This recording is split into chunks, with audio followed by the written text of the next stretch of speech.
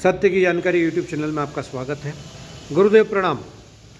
गुरुदेव, मेरा सुनने में आया कि आप भी एक देवी उपासक हैं और नवरात्रि में देवी उपासना करने से कई लाभ मिलते हैं और आपका तो इतने वर्षों से तपस्या आप करते ही आ रहे हैं, तो देवी और नवरात्रि में देवी साधना का क्या महत्व है और देवी साधना करने से क्या क्या लाभ मिलते हैं? आधुनिकता के आधार पर जो देवी साधना में कई भ्रांति आ गई है, समझ नहीं पा रहे हैं लोग, उसमें कई तरह के मतांतर है, तो आपके अनुसार देवी साधना किस तरह से करनी चाहिए, क्या क्या लाभ है? देवी साधना जो है वो सबके लिए आवश्यक है। शक्ति उपासना अनादिकाल से हमारी भारतीय संस्कृति में शक्ति आराधना का बहुत महत्व है जी। और इसमें खास करके जो पंचदेव हैं, जिसमें पंचदेव में गणेश, विष्णु, सूर्य है, शिव और माता जी। आइए, जो 5 तत्व है, जल, पृथ्वी, तेज, आकाश और वायु, इन पंच तत्वों के अधिष्ठात्र देव हैं, पांचों अधिष्ठाता देवता। अब अधिष्ठात्र देव होने, क्योंकि इनसे ही हमारा जीवन चल रहा है। तो शक्ति उपासना का जहाँ तक प्रश्न है, तो हमारे ऋषि मुनि बड़े बड़े वैज्ञानिक थे। उन्होंने वैसे तो 12 महीने जो शुक्ल पक्ष की जो तिथियाँ होती है जी, प्रतिपदा से पूर्णिमा पर्यंत, तो हर शुक्ल पक्ष की प्रतिपदा से नवमी पर्यंत उसको नवरात्रि ही माना गया। इसलिए साल भर में 12 नवरात्रि का उल्लेख हमारे धर्मशास्त्रों में है। अच्छा, 12 नवरात्रि। अब 12 में से जो 4 मुख्य हैं जी, जब ऋतु परिवर्तन होता है जी, तो ऋतु परिवर्तन के समय में उसका प्रभाव स्वास्थ्य पर भी पड़ता है, मानसिकता पे भी पड़ता है। तो हम लोग स्वस्थ रहें, हमारी मानसिकता अच्छी रहे, तो ऋषि मुनियों ने क्या करा कि इसको इन सब चीज़ों को विज्ञान से हटा करके धर्म से जोड़ दिया, ताकि सब लोग माने, सब इसको माने। तो धर्म से जब जोड़ दिया गया तो इसका पालन सब लोग करते हैं। और शक्ति उपासना जो है जरूर करना चाहिए, क्योंकि करो चंडी विनायक हो। इस कलयुग में या तो गणेश की आराधना या देवी आराधना तत्काल जो है सद्य फलदायी होती है।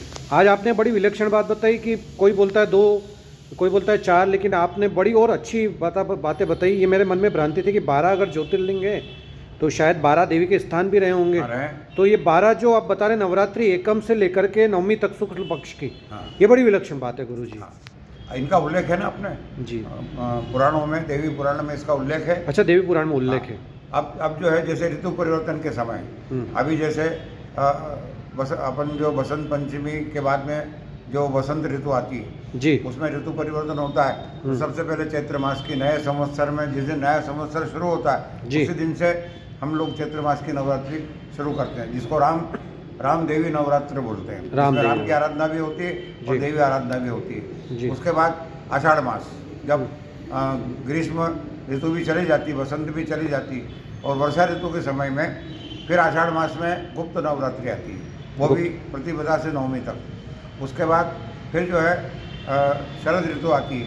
तो शरद ऋतु में अश्विन मास में तो तीसरी नवरात्रि आती, शरद काले महापूजा रीति याच वार्षिकी, ऐसा दुर्गा सप्तशती में उल्लेख किया गया है जी। तो शरद काल में माता की आराधना विशेष फलदायी होती है।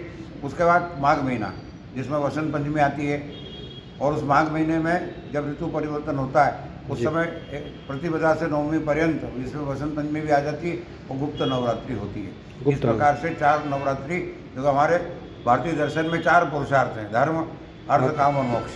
तो पहला धर्म है और आखिरी में मोक्ष है। आखिरी मोक्ष, तो धर्म और मोक्ष तो है वो परमात्मा के लिए, और अर्थ और काम संसार के लिए, ये एक दूसरे से जुड़े हुए हैं। इसलिए चारों नवरात्रि में जो वास्तव में शक्ति उपासना करते हैं जी, उनको अनिवार्य रूप से ये चारों नवरात्रि करना आवश्यक है। चारों नवरात्रि करना आवश्यक जी। धन्यवाद। ये दीक्षा जिसके पास में है, शक्ति मंत्र की दीक्षा लेने के लिए क्या करना पड़ता है? समझ, शक्ति मंत्र की दीक्षा जो इसके अधिकारी हैं जी, उसको अपना गुरु मान करके उनसे शक्ति मंत्र की दीक्षा लेकर के जो नवरात्रि की आराधना करते हैं उसको, उसका परिणाम तत्काल प्राप्त होता है जी।